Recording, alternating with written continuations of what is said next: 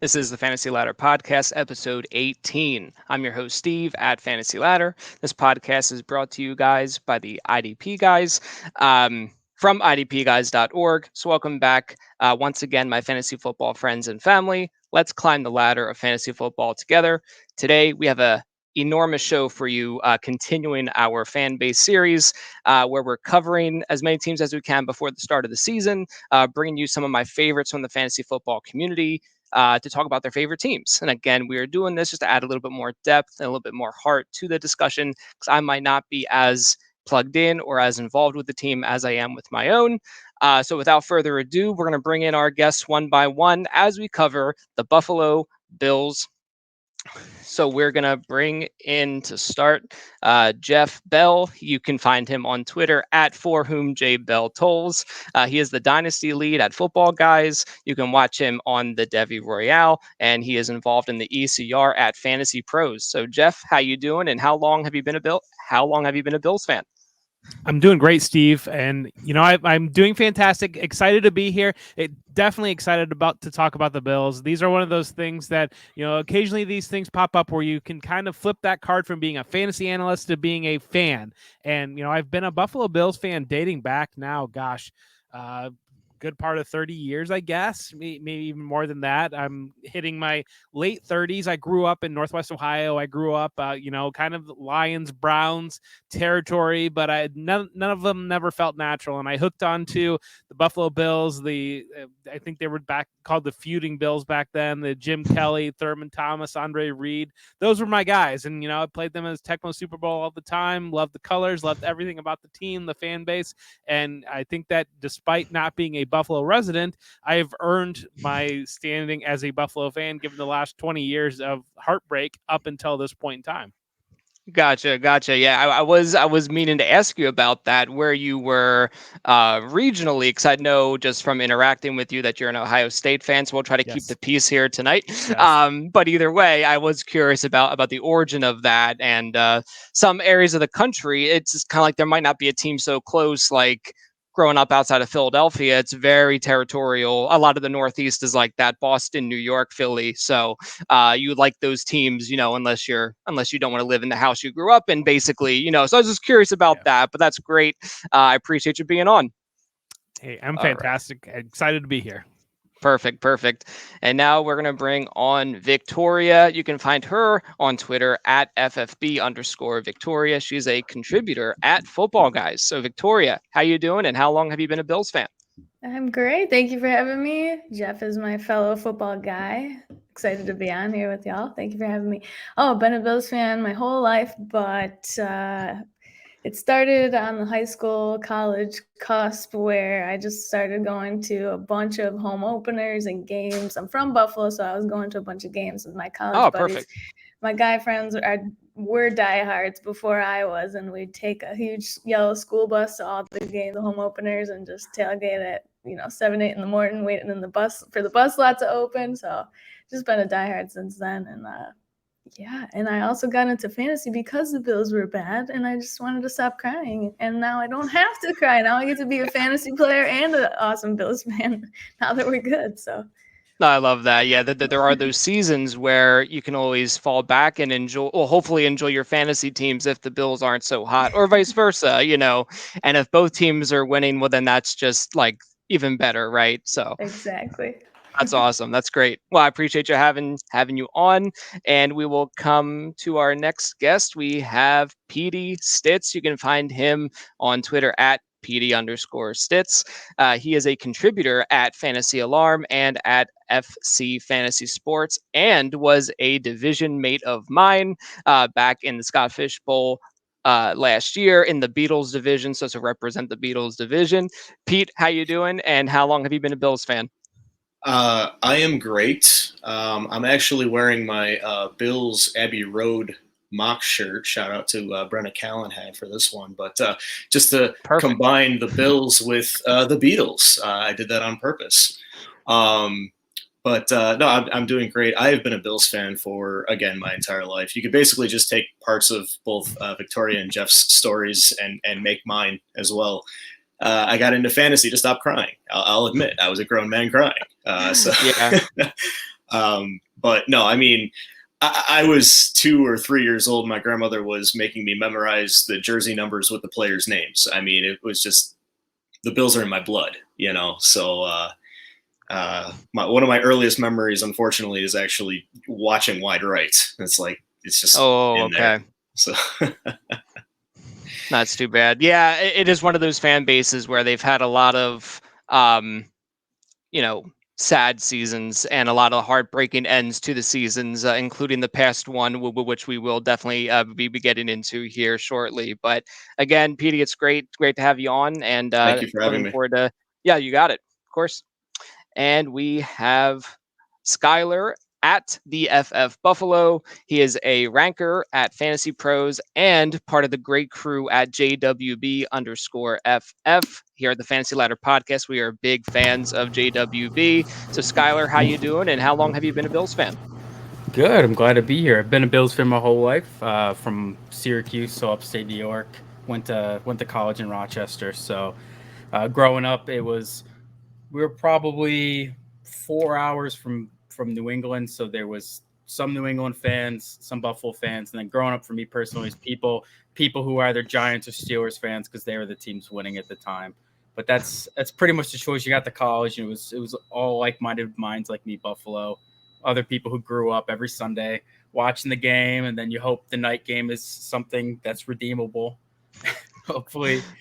Right. So Mondays, the last couple of seasons have been so much better when you can go to work, you can go to your whatever you have going on to start your weekend. You don't have to hang your head and hope no one says anything. So. Yeah, that's right.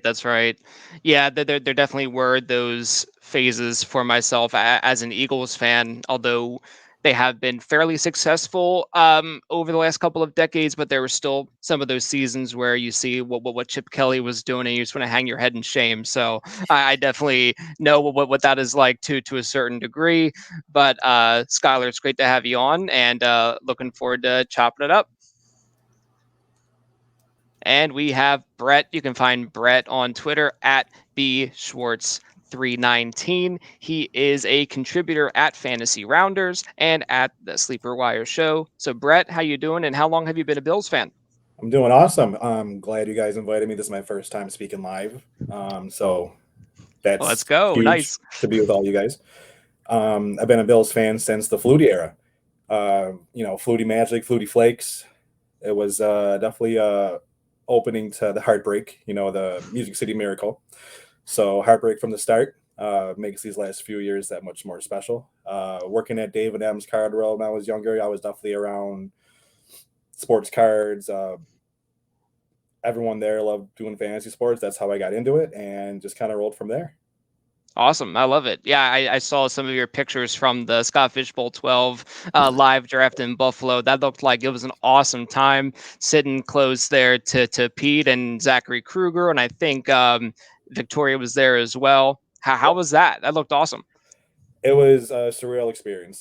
Thurman Thomas is such a down-to-earth person. My wife and son were there as well, and he talked to my son and wife pretty much more than me when we, snuffed him out. His wife is real down to earth and just super cool to raise all that money for his foundation. That's awesome. I love to hear that. Yeah, there have been a couple of occasions where I've met some players on the Eagles at different events and things. The one was Brian Dawkins, and his hand, when I shook it, just like swallowed like my hand and like half my arm. It was like a really like strange experience, but same thing.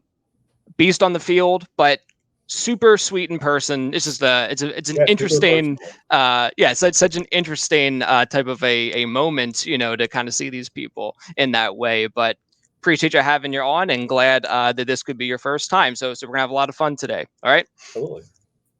All right. And last but certainly not least, we have Jeremy at Popes FFH. He is an analyst at FTN Fantasy and the king of rookie prospect threads. So, Jeremy, how you doing, and how long have you been a Bills fan? Muted. I was muted. Don't mind me. I am doing well.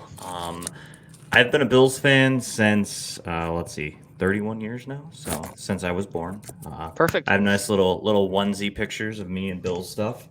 I was alive for all the Super Bowl heartbreak. Don't remember it because I was only like 1. So, But yeah, so basically my whole life, I'm from Buffalo, so it's kind of just built into me. So, born and raised and still living here. So, but yeah, I'm good. Ready to talk some football and, break down the greatest franchise in the NFL. There you go. Yeah, no, I mean, it definitely seems like the Bills at this stage, I would think are Super Bowl contenders, but it seemed that way to a certain degree last year. So we are just going to recap the 2021 season here and then sort of carry on through the offseason and then look ahead to the 2022 season. So last season, Josh Allen continued to dominate, and the Bills finished the regular season with 11-6 record. They were AFC East champs, of course. They beat the rival New England Patriots in the wild card round of the playoffs, but lost in a wild and highly entertaining game against the Chiefs. But ended the game and season in a brutally devastating fashion. The NFL's overtime rules showed just how nightmarish they can be as the Chiefs won the coin toss and marched down the field to score without giving Josh Allen and the Bills offense a chance to even up the score, which had really been happening all game long. Really just one of the most clutch performances I can remember in a long time. It was an unbelievable game. More on that in a bit. The Bills now will go into this current season without longtime offensive coordinator Brian Daboll, as he was hired by the New York Giants to be their head coach. Daboll has been the offensive coordinator for all of Josh Allen's career at this point. Then Ken Dorsey gets promoted from the QB coach to the offensive coordinator. So there's plenty of continuity in the offensive system. But it was long overdue, but the NFL did change the overtime rules, at least for now, specifically for contests that occur in the playoffs. Now, each team will get an opportunity to have possession of the football, where essentially, if the game remains tied after each team holds one possession, then sudden death rules will apply and the next score will win the game. So, Jeff, what are your thoughts on the rule change, and what do you believe would be the most ideal method for avoiding ties? The rule change was needed. I think that when you look across sports, football was really the only one that didn't involve a portion of the team potentially in overtime. And I think that baseball is kind of a good comparison, where baseball, you have a clear offense and a clear defense. Football's kind of like that. And it would be like if you didn't allow the other team to bat, and if the first team batting just scored right away, and that would feel wonky. That would feel wrong. I think that there's variations of what you could do. I think this is the right landing spot, just to allow both teams at least one opportunity to touch the ball. I think goes a long way. And then when you add in touchdowns, 2-point conversions, that you can get some more differentiation on ending drives. And so allowing for that was important, and leaving it not up to a coin toss as we saw. I know that they went halfway a couple of years back when they changed it so that if you hit a field goal, the other team is able to answer the field goal. I don't quite understand why they didn't go all the way on making it a touchdown, but I'm happy to see that they did that. I'm happy that, as big a college fan as I am, and we talked about Ohio State, about Penn State at the beginning of the show, I didn't really want them to go all the way down that, because I think that becomes a very different game. Whereas having to force a team to drive the entire length of the field and having that defense out there, I think does make a difference and adds a different element into the game. It's too late. It doesn't matter now. And so it's kind of one of those things of like, yeah, everybody's going to ask Bills fans their opinion on it. And we're happy that in the future that won't happen again. But at the same time, I don't know. I feel like I struggle. I don't know if everybody else here can relate, but I feel like I haven't even processed that loss. It's just like, it's just one of those I can't even think about it. And so I'm kind of a little bit nervous about the football season starting, because I'm concerned that there's some level of PTSD the first time I see the Bills hit the field. Yeah.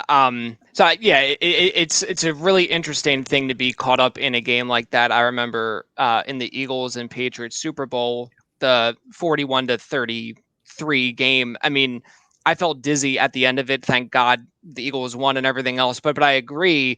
It just became just like it's like the Dr. Phil gif, where he's just like, he doesn't know where his eyes all like, combobulated and such. But do you think these changes should stay just in the postseason, or do you think it would make sense to have it be in the regular season as well? Bring it to the regular season. More football is better for everything, and so I think just allowing on a touchdown to allow that answer for that. Why not? Gotcha. Anyone have any differing thoughts on that, or are we all pretty much on the same page? Good. Same page. I just want to add, like, when people ask me about that game, like, oh, like, how does it? It's like, how would you like to be? Not necessarily on, like, I don't want to say the wrong side of history. I don't want to say it like that. But it's just like on that losing side of that historical event. It's just like that was the best game that I will never enjoy. You know what I mean? Like that's what I tell people. It is the best game that I will never enjoy because I was on the wrong side of it.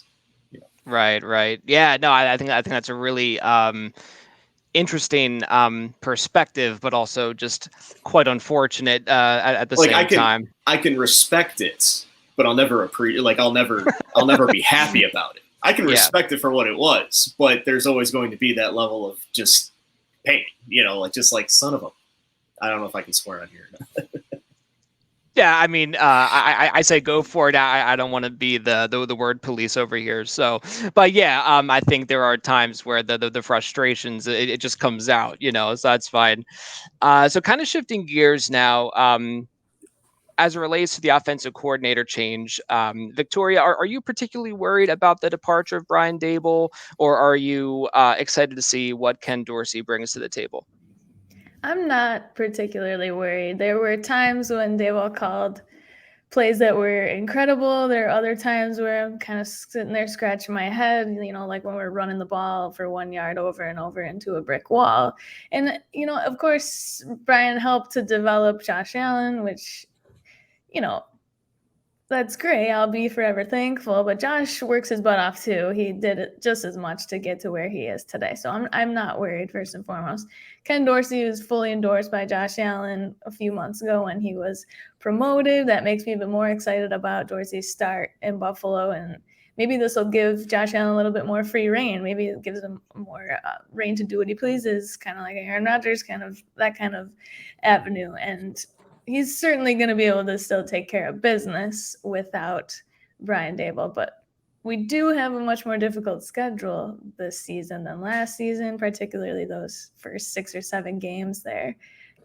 But after that, it looks pretty nice, I will say. Gotcha. Yeah. So it's interesting. I obviously don't watch every game every single weekend, so it's just interesting to hear your thoughts on how Brian handled like the play calling and stuff. I wouldn't really know. I just think if they're not gaining a lot of yards on the ground, I'm just thinking because it's just Devon Singletary, who isn't like particularly a special player, but it is interesting, like the little nuances of when they would call this and when they would call that. It makes you kind of scratch your head a little bit. But yeah, no, I certainly think that Allen should be able to take care of business one way or the other, as you mentioned. So, gotcha. All right, so now we're going to transition into the Bills free agency from 2022.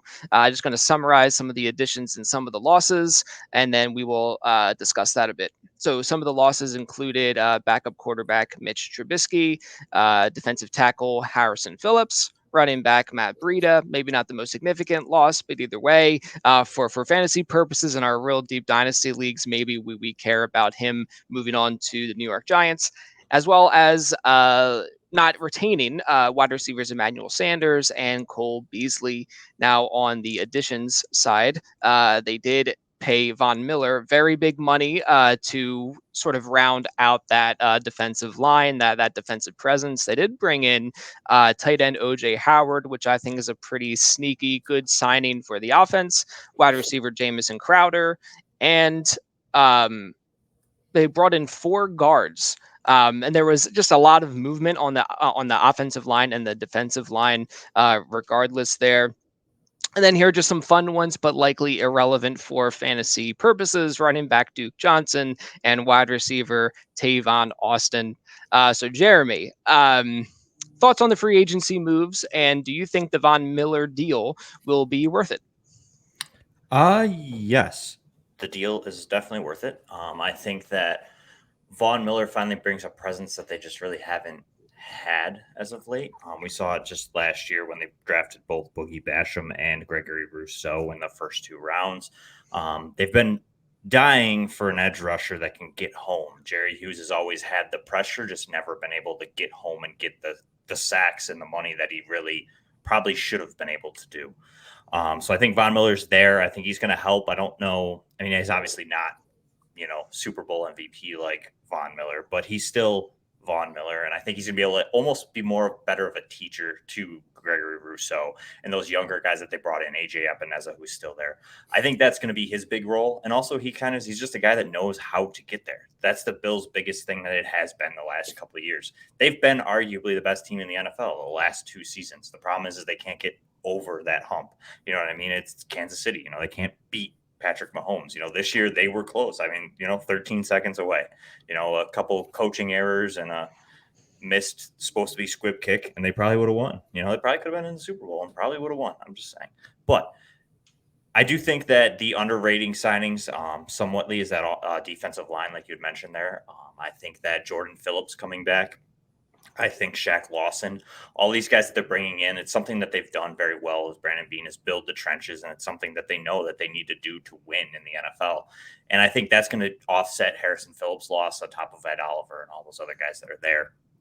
I do worry a little bit that they haven't necessarily addressed the cornerback position enough. I know there's still some out there that I hope they kind of bring in because I don't know. I know Trey White's kind of on track, but I don't know if he's going to really be ready to be himself by week 1.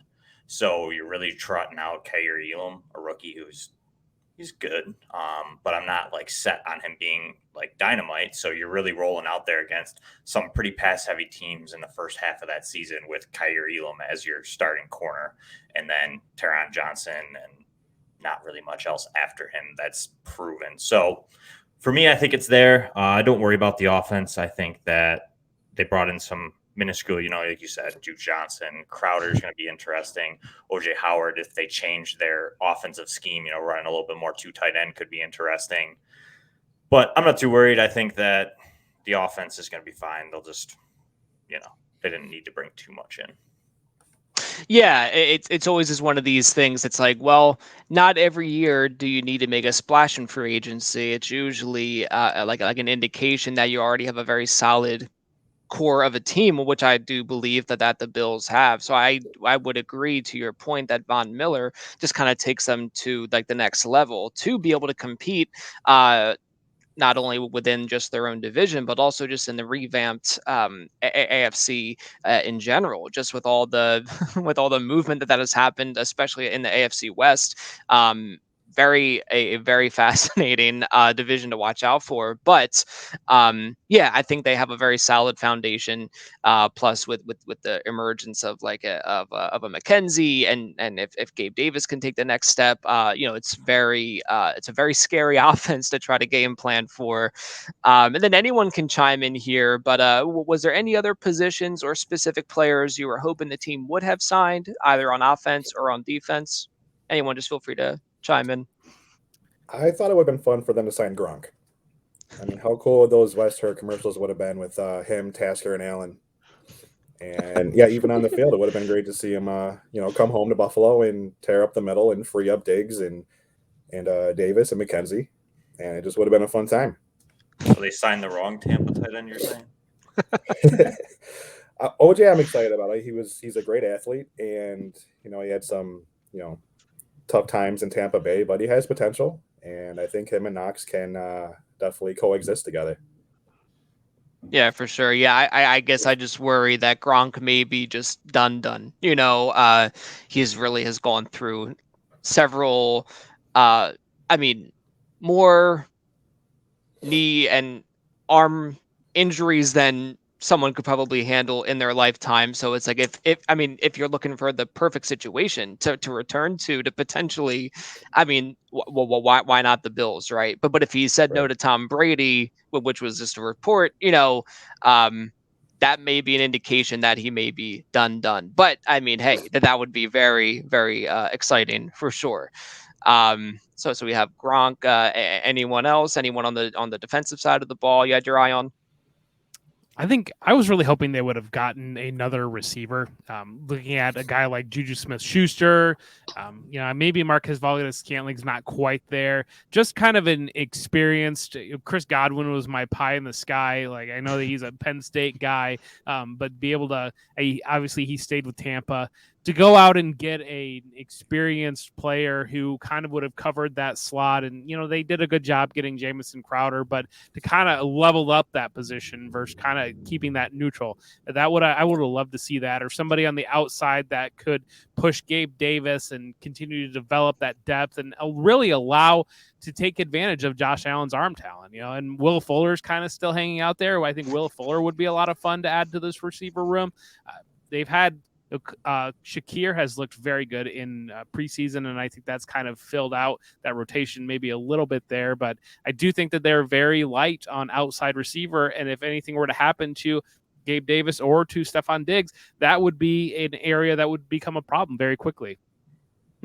Yeah, I almost keep forgetting about Fuller, and then I just tend to scroll through my teams and see which leagues he's available to even add him. But I did actually pick him up in one league just for the heck of it, But no, I mean Buffalo would be as ideal as it gets, especially for someone like him who definitely has thrived, when he's been on the field, obviously, So he's got to make sure that his fingers holding up. I think that's maybe the thing that maybe is holding other teams up at this point. I'm not sure. It's all kind of bizarre, but hopefully sooner the better. He can get familiar with the playbook and everything else. So yeah, I like that.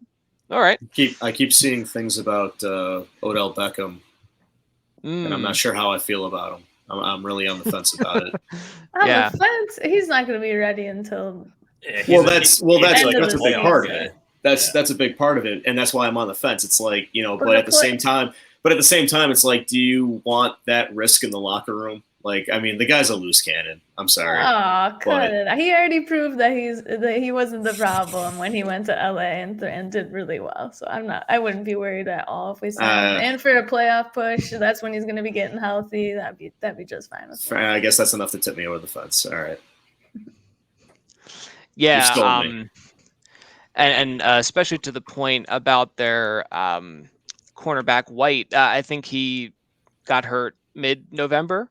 So that would kind of put him on track for maybe October, late October, maybe at the earliest. I'm not sure. I mean, it's kind of remarkable how these players are able to come back. But a player like that, you don't necessarily want to rush back just because of how good he is and how much he can mean to that defense. But yeah, so just he's another guy to watch for. I know he was brought up a moment ago, but yeah. A very interesting team, and I think that they did a good job in free agency. I think they also did a very good job in the draft. That, of course, is the other way that you can build a roster. So we're just going to review the draft picks that they held, and then we'll chew on that for a little bit. So in the first round at pick 23, they selected cornerback Kaiir Elam. Actually, this was from a trade up with Baltimore. They were sitting at 25 and they jumped up to 23 and gave up a fourth rounder to Baltimore. Then in round 2, pick 63, they took running back James Cook. Round 3, pick 89, linebacker Terrell Bernard. Round 5, 148, wide receiver Khalil Shakir. And then round 6, 180, they took punter Matt Araiza, who was known as the punt god. So that was pretty fun. And then in continuing in the 6th and 7th round, another cornerback, offensive tackle, and a linebacker. So Pete, what did you think about this draft class? And did you have a favorite or a least favorite pick? And ultimately, do you think they appropriately prioritize the team's roster needs? Well, I think they definitely appropriated the team's roster needs. Number one, as you guys were kind of discussing earlier, the pick for Elam is, addressing that much needed DB situation. Obviously White, we just discussed, is out potentially till October at best. So, you need somebody in there. We signed Saran, that's how it's pronounced. I think that was the best player available at the position. So I liked it, and I loved that Josh Allen and Dawson Knox took him to a Sabres game. I think the same night or like the night after, because that's the kind of camaraderie that you love to see on that team. And that's why I think, such great things for this team finally, after years of just, having my head in the sand. It's just that little camaraderie that Josh and the guys have. That's fantastic. I thought we were going to go defense again in round 2. The running back pick was shocking to me only because I guess I couldn't read what the thought was. I thought if we were going to go running back, we were going to go, Breece Hall, just kind of put all of our chips on the table and just get it out of the way. So when we passed on that, it was like, okay, we're going to focus on defense this year. And then they came back around with James Cook, and obviously, Dalvin's little brother. So it's like, okay, he's got those credentials. And I was on the fence at first, did a little research on the guy because I really didn't know much about him. So now I'm excited, but at the same time, it's hit and miss for fantasy. If you want to get into the fantasy opinion of this, because, I think it's Cook in a dynasty. Absolutely. But anything else, it's a 3-headed monster that you have no idea what 4-headed, actually, if you want to include Allen as well, because you still have Moss and literally it's the carousel of carousels, and any one of those guys can do damage. So, it sucks, I think, for Moss and Singletary, but it's kind of like, the sum is greater than the parts. So, and then, you gotta, how do you not love the punt god? And shout out to Linda, because we can't go this far without talking about kickers. We have yet to mention Tyler Bass even once. She'd be ashamed of us.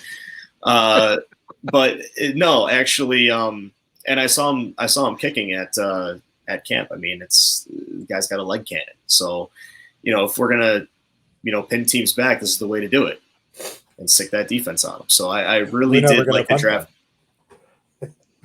I like where your head's at. Yeah, sorry. This guy gets it. Yeah. But no, it took a minute for me to kind of wrap my head around, who we were picking and why. But after I did, I'm looking at your question, like, who was my least favorite? I don't have a least favorite.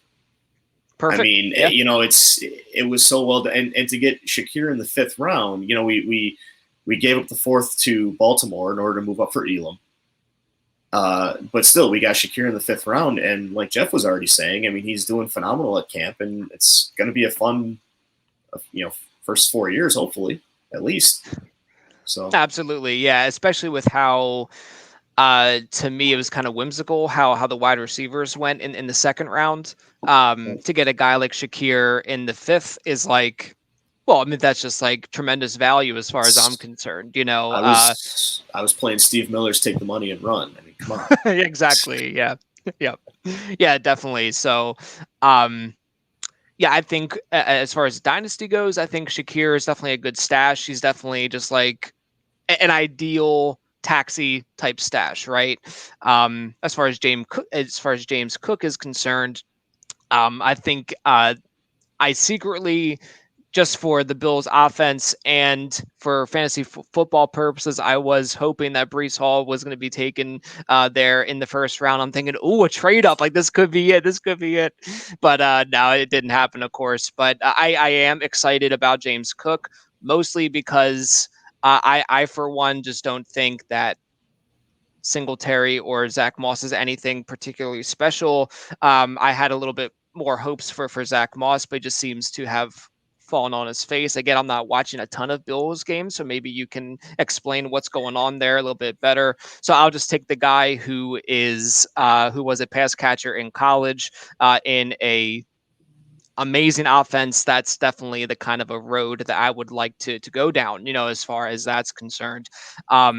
But I think I agree to your point for redraft. It's kind of a big avoid for me.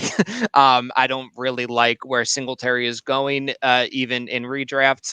So I would take the shot on Cook just to hope to have like that pass catching upside. But again, I would hope I could get him as like an RB5, so that may be possible, may not be possible. I don't know. It's still kind of early in that process because a lot of drafts just won't still even be happening for another 3 weeks, 4 weeks from now. But yeah, so I like their draft a lot. Then to the point about the punter, it is tremendous to get these like elite players late in drafts that can help that third phase of the game, which always gets overlooked. It always gets overlooked. Having a good punter is just a tremendous way, like you said, even if you don't use them a whole lot, and that would be ideal, right? But to be able to have that way of pinning a team down deep in their territory is just phenomenal. It's just a really great way to game plan. But if they can shore up that aspect of the team or in that phase of the game late in the draft with like a 6th round pick, I'm going to do that all day long. If again, the rest of your roster is set, which I believe that the Bills are in that spot. So I actually was a big fan of that pick, and I did like a little like fist bump, whenever he was taken. I'm like, yes, like you said, like you love to see it, right? So that's great. Okay. And anyone can chime in here, but were there any other players you would have preferred at either of the positions they targeted or entirely different positions altogether? And if so, what would you have preferred? We kind of touched on maybe Breece Hall over James Cook, or were there any other scenarios at the different stages of the draft that stuck out to you guys? More O-line. Yeah. O-line, okay. Yeah, we struggled a lot last season until that maybe the last quarter stretch where finally things came together. That's when Devon Singletary got some good run. I think he was running back 3 overall from like weeks 12 or 13 on.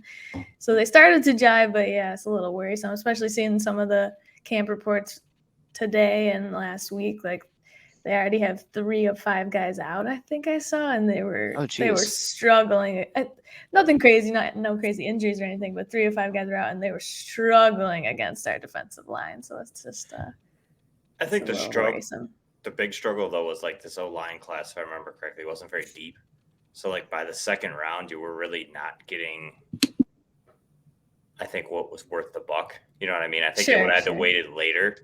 And I think at that point, you're not drafting really a guy that's probably going to start year 1. So I think they were just kind of like, I think that's why why they brought so many in free agency. They took shots. That was okay. Yeah. You know what I mean? I think that was their route. They were like, okay, this class isn't that deep. We're not going to address it there, because they tend to do that. And then, like they didn't address the defensive line last year when they went all heavy in the draft. They kind of went a different route. So I think that's what they looked at.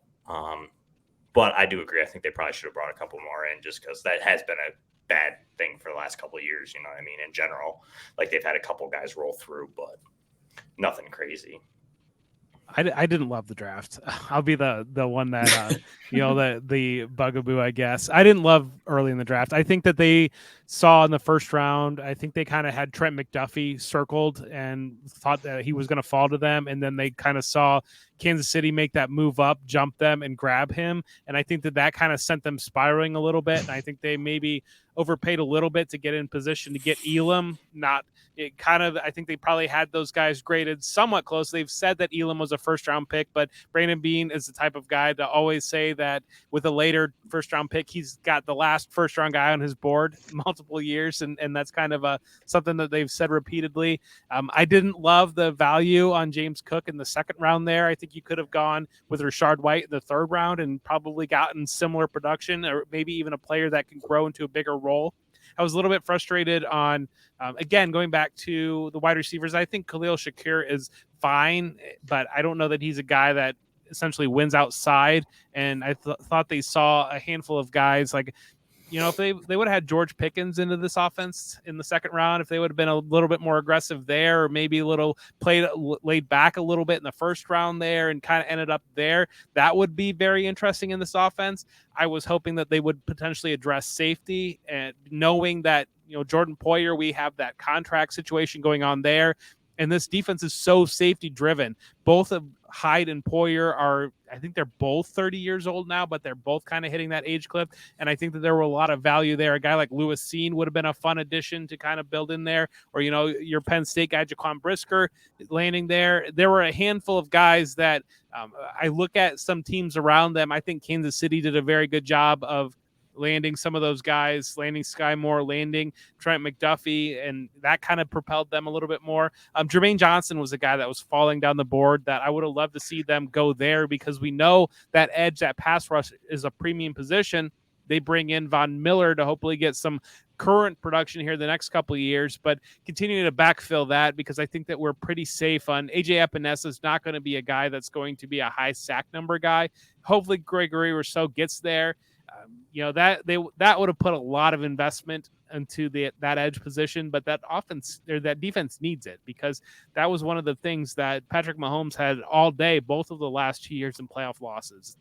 And so seeing the Jets grab him, seeing the Jets grab Breece Hall, those were guys that I really loved in that range. And so, yeah, I think they did a good job. I think they made up for it day 3. I think landing that Khalil Shakir, I love that pick. Ariaza, I think that's a really interesting. You can pair him, just like Petey said, with Tyler Bass and go forward and really have those special teams locked down for the future. That's a nice piece. But yeah, there was just, I think they really got caught thinking that they would get McDuffie, and then I think they really spiraled a little bit when they saw him go off the board. Yeah, that that spiraling effect. I have felt that as an Eagles fan many times. The one in particular was, I believe it was 2014, the draft with like Mike Evans and Johnny Manziel and things like this. I think the Eagles were all set to take Clinton Dix, and then the Packers took him at 21, and then the Eagles traded back. The Browns got Manziel, and then the Eagles took oh my gosh, I can't even remember his name because he just was so bad. He was like a first teamer in like the American Conference or something. Oh man, I can't even remember. And that's how bad it was. That they took some edge rusher who was only on the team for like a year and a half. Then he got sent over to like Seattle for like a 7th round pick and just fizzled out of the league. So I think the Eagles were all ready, and then they just completely like blanked out, and they still couldn't buy themselves enough time with the trade back with the Browns. But yeah, so it is interesting. But at least like Elam was like a 1st round grade. Like I don't think who the Eagles took in that draft was anywhere close to a 1st round grade. I think Kuiper had him as like a day or a 3rd round value. Oh my gosh, I wish Marcus Smith. It was Marcus Smith. That was who it was, a defensive end and like edge rusher. Oh my gosh, horrible. Anyway, so no, I do understand the how that fan side can come out, when these moments are kind of frustrating. But I do like the point you brought up, Jeff, about not really loving the value where they got Cook. I think if you put Rashad White in there like around later, I think that would be very exciting as well. I think pretty much any skill position player that was going to land in Buffalo, I was going to sort of kind of put up a little bit in my rankings or up on my radar. So yeah, I think the Rashad White would have also been a very interesting one as well. And then around later, I mean, you can't beat it. So yeah, I like the way you guys are thinking about it. I think Anyone Cook else does a couple yeah. things better than what Rashad White does, and I think that's what they drew to James Cook over Rashad White. Rashad White played outside a little bit more, Cook played outside more, played the slot a little bit more. He's a little bit more versatile, and I think they drafted him for that specific role. We saw him bring in Duke Johnson, another guy that's kind of played that role. J.D. McKissick was basically signed and stolen off the roster. They were looking for that specific guy that necessarily doesn't play full-time running back. You know what I mean? Like, I know that there's that potential he could get there, but I think they really like Devon Singletary. And I know, like, I'm not the biggest Devon Singletary fan, but I don't hate him. He was productive. He did get much better. And the reports at camp is he looks even better than what he did last year. Like, Singletary's a decent running back. And I think what they wanted that versatility. That's why they let Cole Beasley go. That's why they only brought in Crowder and they brought in Shakir. I think they're literally going to use Cook in the slot. Like, I know we talked, they didn't address another wide receiver, but I could see them using him more as a slot hybrid kind of versatile player that he isn't brought in to be a running back. And I think that's what's getting overlooked in fantasy is everybody's like, well, Singletary's there. Bills don't throw to running backs, but they throw to the slot. And if that's where they're going to put him, I mean, he's going to get a lot of usage. He's now the fastest guy in that room at 4.43. Didn't he run 4.3, 4.4, something like that? considerably faster than the rest of them. He's what they brought Matt Breida in to do. Like, there's a lot to like about him. I just don't. I know it was a little high, like Jeff said. I mean, second round is a little high for where he was, but he wasn't making it to where they were in the third. You know, they might have got White, like you said, Jeff, but I think they wanted that strict player, and they're like, all right, we don't like whoever else is here, so we're just going to take our best guy that we want, and it's going to be him because I think he's the closest to what McKissick kind of is at the NFL level in the draft, and I think that's really what they wanted. You know, it's a guy they could put outside or in the slot and run a little bit better routes than White can, and I don't think they were looking for a guy that could transition to a running back. I think they want like that 1-2 punch and keep Singletary and possibly Moss, but that's just my take. You're dead on there, and I think that you made a really good point. And I think that a lot of what you're seeing people try to figure out how these players would fit in Brian Daboll's scheme. And Brian Daboll loved multiple wide receiver sets, but everything that they've done this offseason between OJ Howard, between James Cook, they're going to be a lot more versatile and a lot more multiple than what they've been in the past. And you're going to see a lot more 12 formation. You're going to see Cook used in the slot there. You're going to see different sets. Isaiah McKenzie is going to be a breakout player so far in camp. He's kind of really seizing that slot role, and he's got a very versatile skill set as well. And so I think that really what they figured out at the end of last year is they kind of made Diggs, Gabe Davis, and Dawson Knox their core personnel along with Devon Singletary. And then they're going to use that fifth spot to kind of rotate out and have a different look. Have OJ Howard in that spot, or have James Cook in that spot, or have maybe Shakir a little bit, Isaiah McKenzie in that spot, Jamison Crowder in that spot. So you're not going to see the offense that we kind of saw under Daboll, where they always have 3 wide receivers out there, a 4th wide receiver often rotating out there. There was not another tight end active beyond Knox. They have made personnel moves that they are going to look like a different offense. Now, the plays might not be that different because I think there are some crossover, and that was one of the reasons why they love Dorsey, but the personnel is going to look very different. Gotcha. Yeah. Was it McKenzie who threw a couple of touchdown passes? Was it last year or 2 years ago? So yeah, he is a very intriguing one. Yeah, I don't know. I think eventually we're going to need to have a chat about like Gabe Davis and what to make of him, because people are pretty high on him, a little higher than what I would care to venture down. I mean, we'll get to him in just a little while, but yeah, cool. So we're going to look ahead now to the 2022 season as far as their schedule, and look at what we can expect from them in terms of a win and loss record. So Brett, after reviewing the Bills' schedule, what do you see their record being? Do you think they can repeat 11-6, improve, or where are you at? Well, right now the odds makers have the Bills at 11.5 wins. I can't get off of them being 14-3. Honestly, I've tried hard to bring them lower for realistic expectations, but it's tough to find any trap games on the schedule. Games in the wintertime where the quarterback's only going to throw for 1 pass and they're going to rush 200 times a game. I think our losses are going to be against Baltimore, who has something to prove this year, Cincinnati, and Kansas City. I think it's going to keep us humble. I think we're going to roll through the regular season, but we're going to have those few losses that are going to keep that fire going. We are the favorites according to Vegas, over the Bucs, over the Chiefs, over the Packers, and that kind of worries me. I'd rather us be the underdogs like we used to be versus the favorites. There's going to be a target on our back, and we don't want to get too cocky in case we hit some rough patches. But that bye week we're going to go against the Chiefs. I think if we lose to them, they seem to be the new Patriots to us. They're the thorn on our side. We'll go into the bye week and come out strong again, rolling through the Packers, Jets, Vikings, and all the way until the end when we face the last year's Super Bowl runner-ups in the Cincinnati, lose out to them, and then go into the playoffs with a chip on our shoulder. I like that. I like that a lot. Okay. Yeah, so I'm just very curious. If the Lions, they're going to lose one of those games. On Thanksgiving, we need to see Josh they lost to the Jaguars last year. Come on, let's be real, Brett. All right, there's going to be one of those games we're going to be like, ugh. I know there will be. I just can't pick it, especially not on Thanksgiving. I don't want to go. I don't want to leave Thanksgiving with that sour taste in my mouth. Oh yeah, I forgot about that. Let's change that. I don't want that either. They'll lose to the Bears. Oh God, that's Christmas. Why are they ruining our holidays?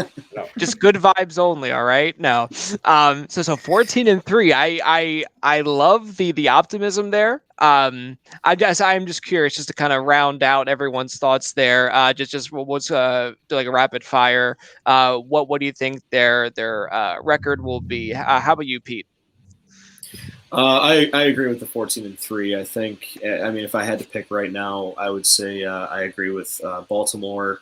I think we finally get that win over Kansas City, though, because I think that is what ends up driving this storybook season that we're about to have, winning the whole damn thing. That's going to be like that pinnacle chapter. Us finally being on their turf. But I can see like the loss to Baltimore again, like a fluky loss somewhere in there that we're all just shaking our heads at. And then I would say Cincinnati again at the end of the season, just because at that point we're already going to have home field advantage throughout the playoffs. It's going to be like throwing the backups, and we'll lose to Cincinnati. But that's my overly optimistic view of how the season's going to go. You remember we did kick their butt last year though already, so.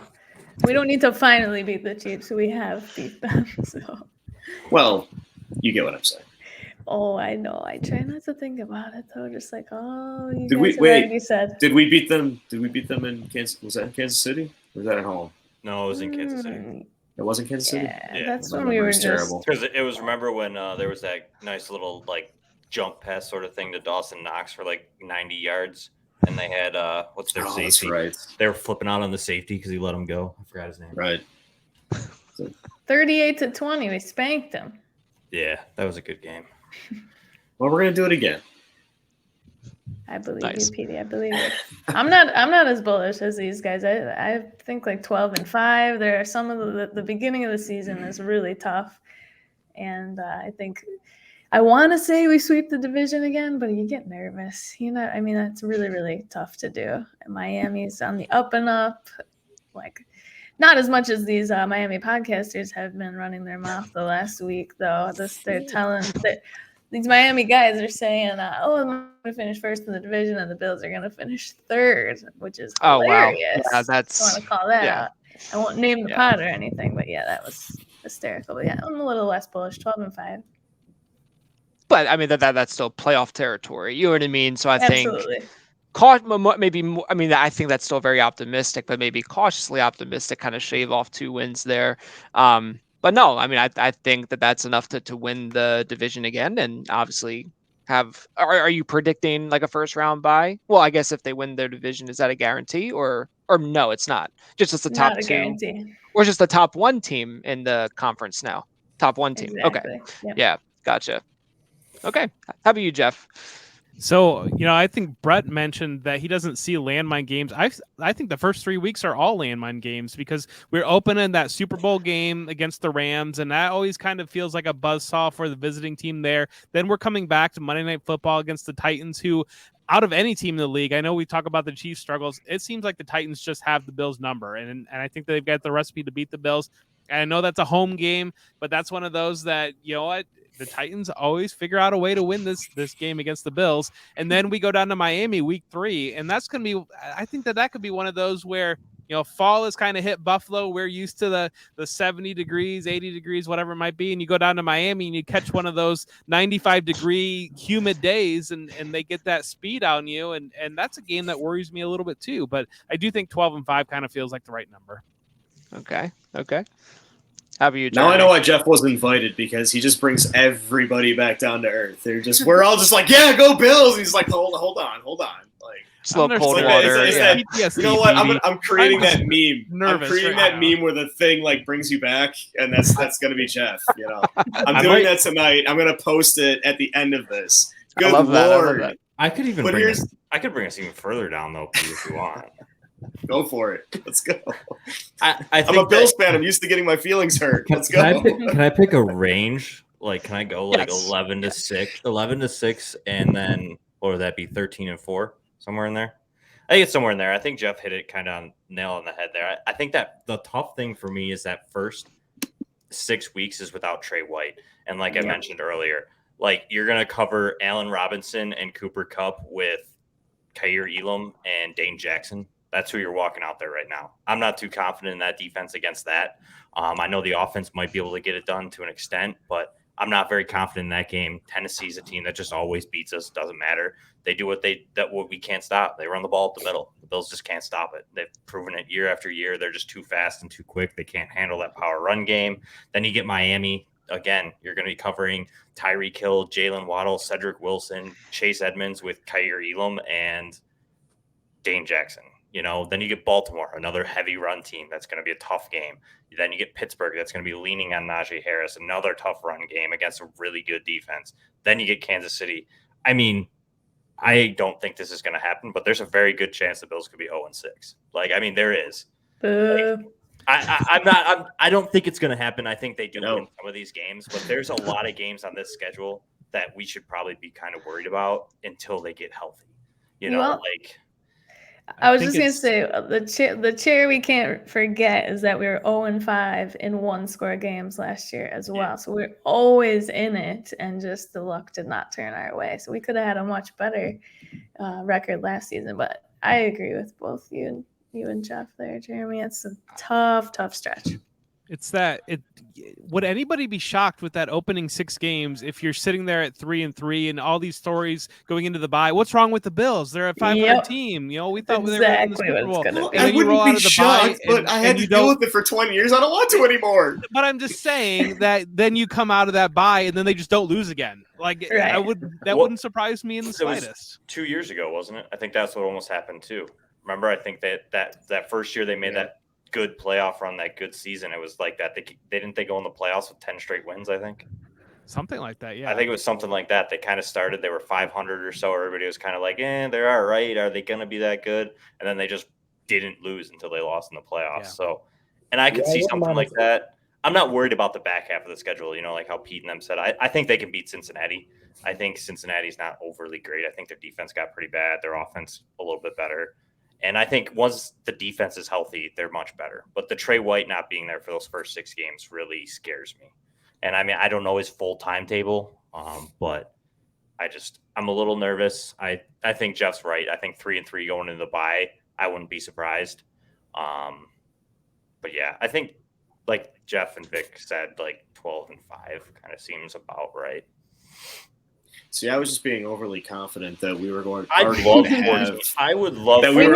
We were already going to have home field advantage locked up by the time we played Cincinnati. So it would be, it's like throwing Case Keenum, not Josh Allen, that sort of thing. If we're putting in our starters, we're beating Cincinnati. Yeah. So that's why I was giving them, that loss in that situation.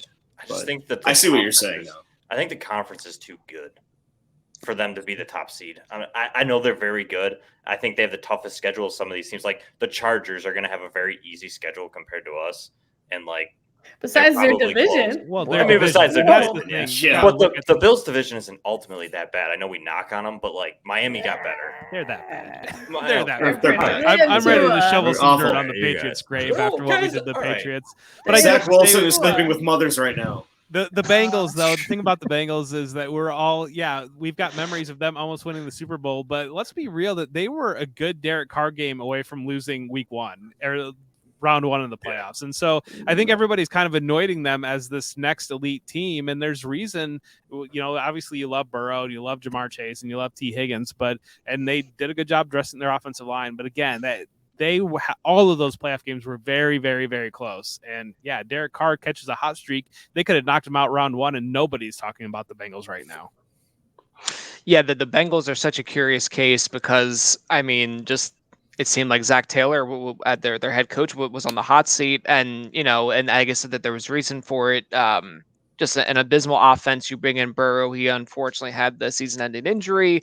So it's just like a team with a lot of young promise, but nothing to show for. Then all of a sudden they had this massive spike. I still can't believe that the season that they ended up having. It was really great for them, but I really it's like if you told me 12 months ago that was going to be I would have laughed in your face. I really would have. I didn't think that they were even going to get into the playoffs just with that division. But it is very strange. But it is interesting, just the experience of fandom. Like we've seen the full scope of it here in this group, which I love. You have the real high expectations, which I think in this case is very reasonable as far as I'm concerned. But then you have just more of a grounded approach as well. But still, even at its floor, it's still 11 wins, which is more than a lot of teams could dream of. You know what I mean? So I do think that the Bills are in a very good position. I think anything other than a deep playoff run will be definitely a disappointment. But just to kind of round up that conversation, we'll go back to you, Brett. What is your level of anticipation like for the season? Obviously, you predicted the 14-3. Is it higher than normal? Is it pretty much same old, same old? What's your level of anticipation like heading into this year? I gotta say the same old, same old. The one thing I'm worried about is that we are favorites to win it all, and I'd rather us be the underdogs. That way, yeah. If we do hit rough patches, they're not going to say what's wrong with the Bills, and if we start getting frustrated as a team, I like being the underdogs versus the favorites, because how often the favorites, I don't know what the numbers are, but how often the favorites really just steamroll during the season like that. I'd rather us still be the underdogs and fight our way into the playoffs and prove to everyone that we are who they thought we were. Yeah, it's a really interesting experience because like last season for the Eagles, as an Eagles fan, I had very low expectations. I did not think much of the head coach hire, Nick Sirianni. I just was very intrigued by seeing what Jalen Hurts was going to be able to do and see if he could progress. Then they ended up sneaking into the playoffs, which was great. Obviously, they had a very embarrassing exit out of the playoffs at the hand of Tom Brady, but it's like when those expectations are managed, it just really has a much more pleasant experience in the middle of the season. And there's been some seasons as an Eagles fan where my expectations are through the roof, and then it was the year that Andy Reid was eventually fired. It was like really high expectations. They only ended up with 4 wins. It was such a brutal season because the expectation was just way more than that, and just was like horrendously horrible. But I think even at worst, the Bills are still going to be a competitive squad, easily in the double digit win category. So we are now going to be shifting now to the fantasy football side of the discussion. At the end of the day, we do want this to be a fantasy football show, but I still do enjoy just the basic football talk too. So we're just going to go around the horn again, looking at offensive players from the Bills to target at projected cost. We can go dynasty, redraft, throw in some IDPs, whatever you want to do. And then players to fade at projected cost. So for me in Dynasty, obviously very into Josh Allen. If you're not, I don't know what kind of a league you're playing in where you wouldn't want him.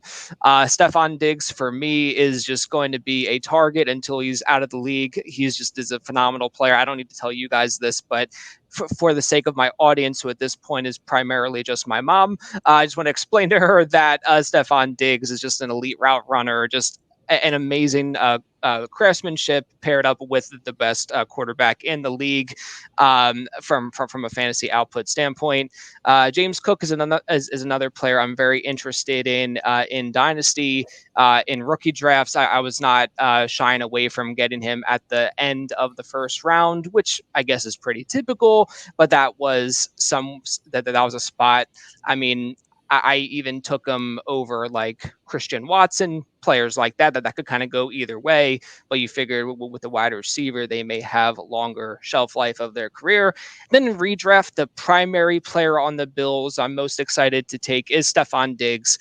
I'm usually not going to come away with the top QBs like Josh Allen in redraft. I usually try to target them mid-season by trading. So Diggs for me all the way. We'll just go around the horn.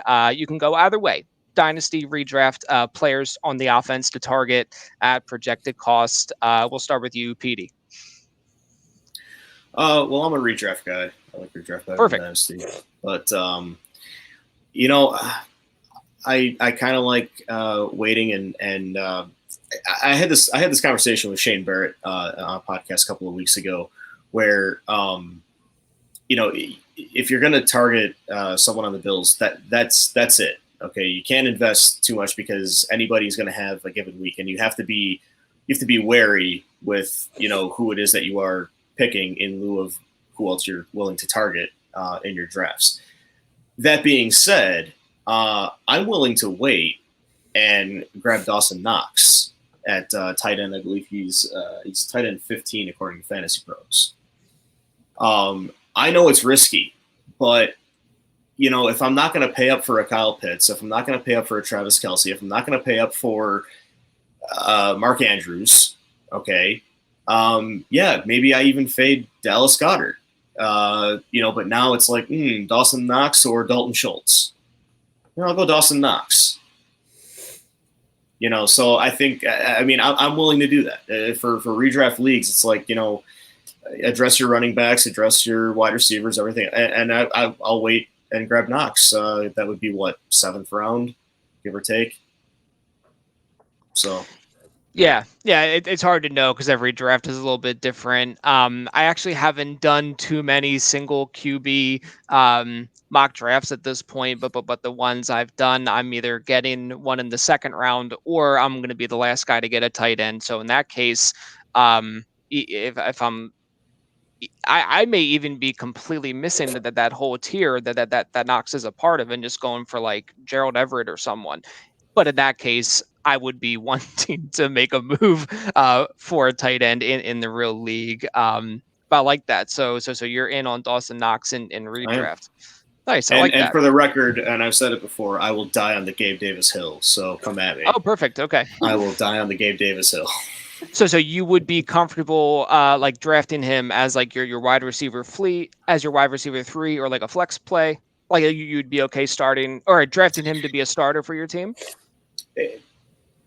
Well, if I'm going to go with my original argument, I would say for redraft, I'm going to target Dawson Knox. So if that means, I gotcha. Okay. Someone else, grabbing Gabe Davis because they're also in on Gabe Davis, that's fine because I would rather just with how the tight ends will fall, arguably, I'll wait and I'll take Knox, at a lower tier. So, but no, I mean, if I'm in, if I'm in the 5th round, okay, best player available, and I need a 2nd wide receiver, I'll pick Davis.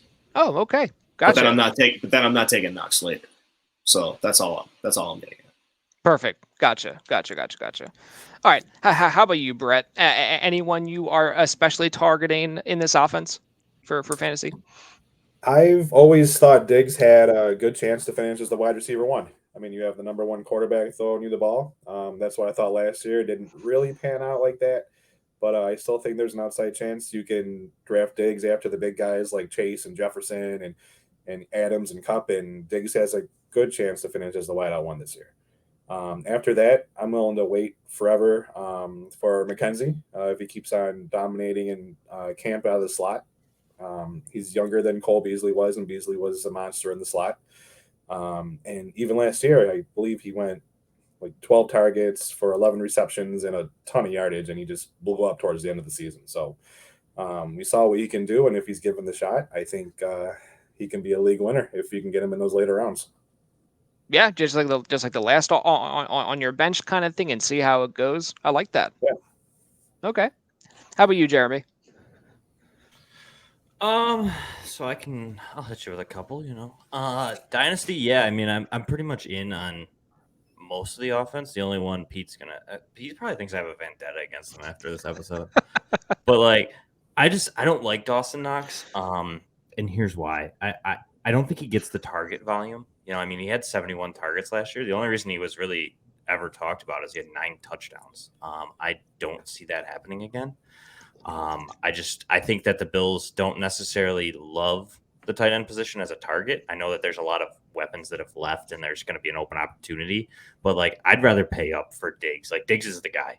I mean, Josh Allen's going to throw him the ball, whether there's 2 or 3 guys on him. He doesn't care. He's going to throw it to him, and Diggs is really the guy. And I think that's what people have to also understand with Gabe Davis. Like, I think they should temper expectations to try and fit him into the top 24 wide receivers. Like, try and do it. Like, do it. Go ahead, pull up the ranks and like write them down. Like, I just finished my redraft ranks for right now, just today, and like I couldn't get Gabe Davis in the top 24. I just don't think it's possible. I just think that Diggs is going to eat up so much, but I do like him as like a dynasty asset. I do think that Davis does get there. I just don't think that it's going to be this year. And I really like the running backs. I do. I like James Cook a lot.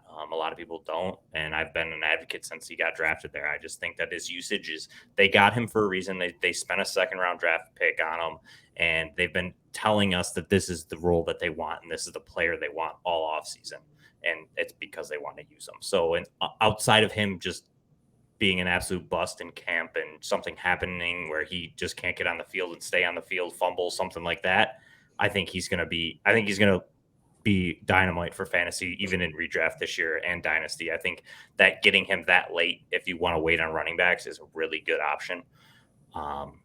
Yeah. So pretty much everybody, you name it, just give me them all.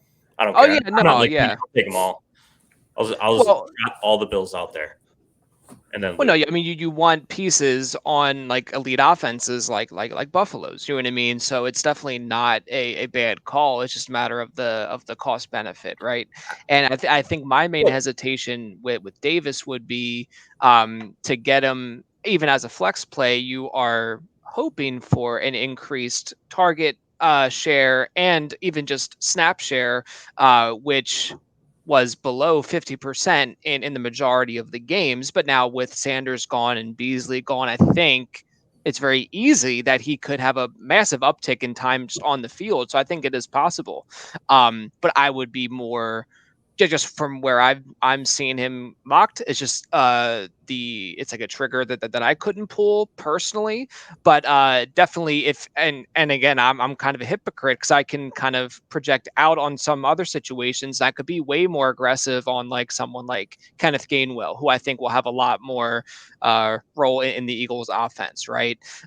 So yeah, I mean, again, it's a very interesting one, but I think because of how he played for the majority of the season in like basically a part-time role, I'd be willing to be wrong on him, and that could really bite me at the end of the day. But yeah, so that's one I'm going to have a really close eye on, because definitely a very popular player at this point who's getting a lot of hype. So it'd be very interesting to see how that plays out. So how about you, Jeff? Real quick, go ahead. Jeff, last thing. But I think Brett hit on the top of the nail there. It's basically like, if you're deciding between one of these players, like you're between, like, say, Gabe Davis and Bateman, like I could see leaning towards Davis on the basis of it's a better offense. You know what I mean? Like, you're getting that better value. Like he said with Diggs, all the same level. Diggs, Devontae Adams, Cooper Kupp, all those guys, same thing. But you're leaning on what's the better offense, the better quarterback kind of thing. So, yeah, for sure. All right, now I'll be quiet. Jeff, go ahead. So my fades right now, I think Jamison Crowder's going kind of a little bit too high versus what I see his role being in the offense.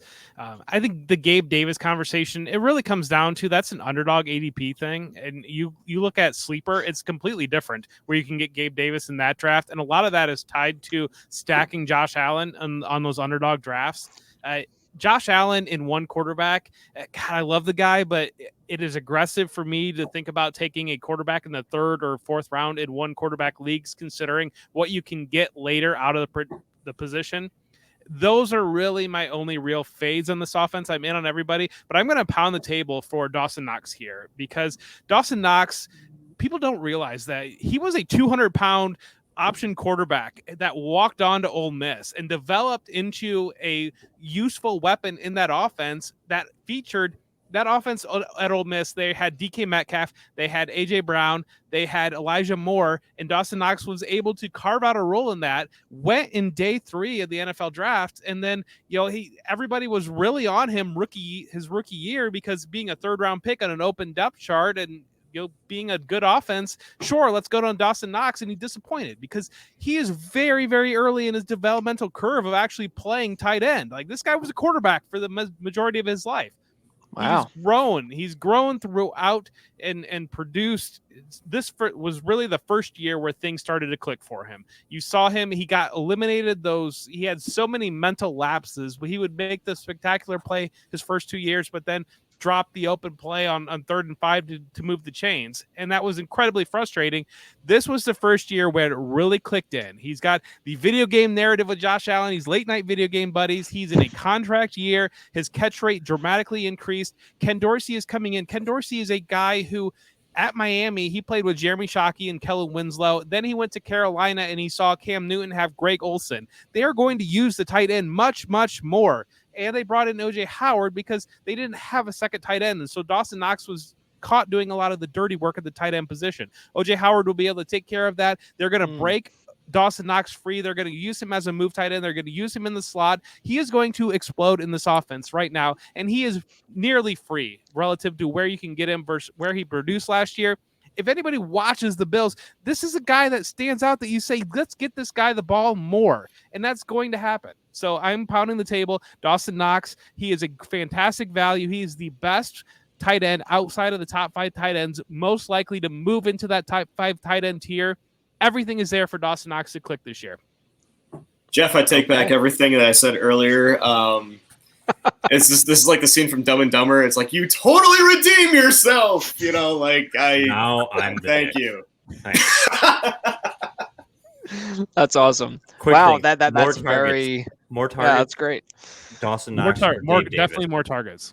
Dawson Knox or Gabe Davis. They're going to be close. I think they're going to be close. Dawson Knox. All right, I'll take Knox. But being a tight end, so essentially what you're playing here is the Gabe Davis bet, and underdog. He's like a 4th round pick, but he's going earlier than Dawson Knox. Whereas if they're anywhere close in targets, Dawson Knox being a tight end is going to return so much more value than Gabe Davis as that wide receiver. Especially tight end premiums getting real popular. So Right. Yes. Okay. How about you, Victoria? Dawson Knox had a lot of touchdowns last year, guys. I'm just saying. Yardage per game, not that great. Me and Vic can be friends. The rest of you, and no. Unfollowing all of you. I don't know. I mean, I don't know if anyone's in on our running backs at all. I was just looking at the current ADP. I thought when camp started that Cook was getting a little bit of hype with some tweets from our beat reporters, but he's actually gone down to running back 38 according to Football Guys ADP, and Singletary is climbing running back 30 at ADP. That's still a little bit rich, almost in that dead zone. So I'm not hyped on either of them. And we're all Bills fans, so we're all probably in home leagues with a lot of other Bills fans. Most Bills are going to be taken way too early for my liking in almost all of my home redraft leagues. Just be honest there. Like, it's going to be a war zone trying to get any of those guys. And people are going to take them way too early because they know that.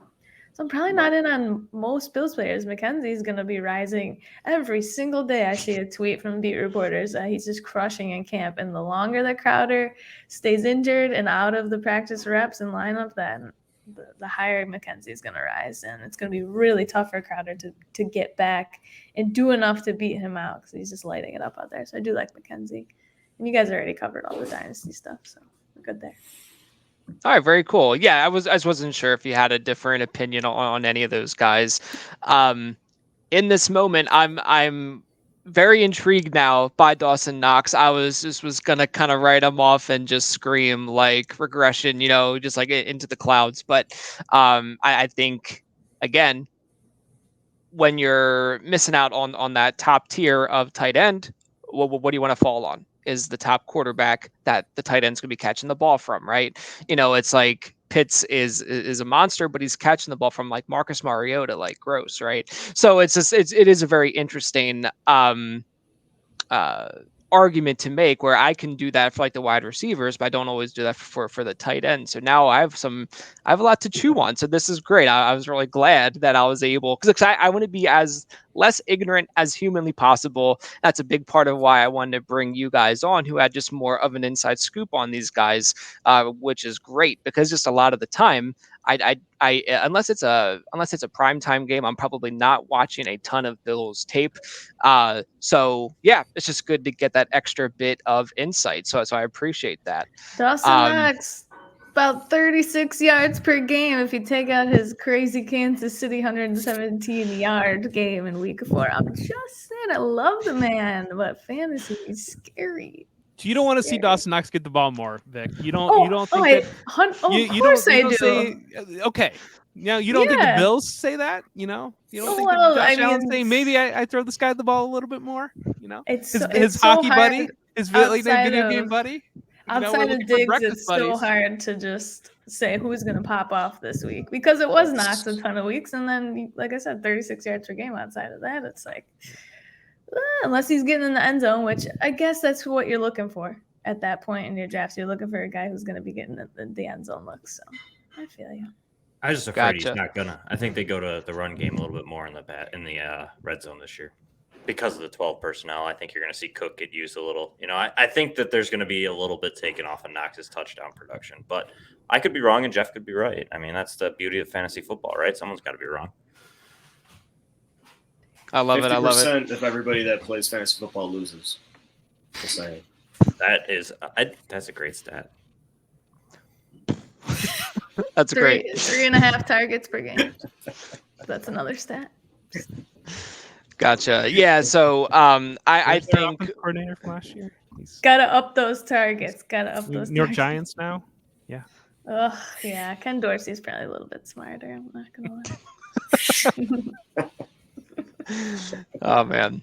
But no, I think we did a really good job of trying to see what the actual Bills team will look like in real life, but also how a lot of the weapons will look like in the fantasy realm. So I just want to thank you all again for coming on, and we're just going to do a quick little round of content plugs. So I'll just kind of name you, and then just remind the people where they can find you and your work, and then just mention anything that you have coming out or that you're working on. That'd be great. So we'll start with you, Petey. Where can people find you, and what do you have coming out for us? You can find me at Petey_Stitz. I do behind the scenes work mostly for Fantasy Alarm. So I make their videos look pretty for them. Haven't done anything since last football season though. In talks with Howard right now over there to see what's on the draft board for this upcoming season. So we'll see. I'll keep you posted. Perfect. Okay. How about you, Brett? You can find me at bsports319. Normally do the weekly waiver articles for Sleeper Wire. My friend Jason and me, we started Fantasy Rounders. It's more of a DFS, best ball type we're trying to get launched. We're still in the workings for that. And that's it. I love it. Well, I appreciate you coming on, and glad you're able to get your first show in here today. So that's awesome. Yeah. Thank you for having me. I'm super excited to be here with all you guys. Absolutely. All right, Jeremy. First and foremost, it was a pleasure. Brett, I'm glad I was on your first show. It makes me feel special. So I'm grateful for that. But yeah, you can find any of my work over at FTN Fantasy. Pumping out articles. We got a second year scouting report series kind of going on. There's also weekly. It's a Pope's Pick 6 every Saturday and Sunday, kind of just picking 6 different players, good or bad. And then obviously, if you're going to be at the Expo next weekend, I will be there. So looking forward to seeing anybody who's coming. And you can find me on Twitter at PopesFFH. That's probably important. So excellent. Yeah, I did just want to mention about Skylar. Something went wrong kind of early on. It looks like he needs to have a conversation with his landlord or something. But I did want to shout out the team at JWB_FF. A lot of great guys there, a lot of great content, especially coming from Skylar. So please do not be shy about checking their YouTube channel out and all of their articles. So now we'll go to Victoria, who, by the way, is a low-key great singer. Every now and then we get a little taste of that, so that's awesome. I was glad to hear that again a couple weeks ago. But beside your fantastic occasional singing, where can people find you and your work?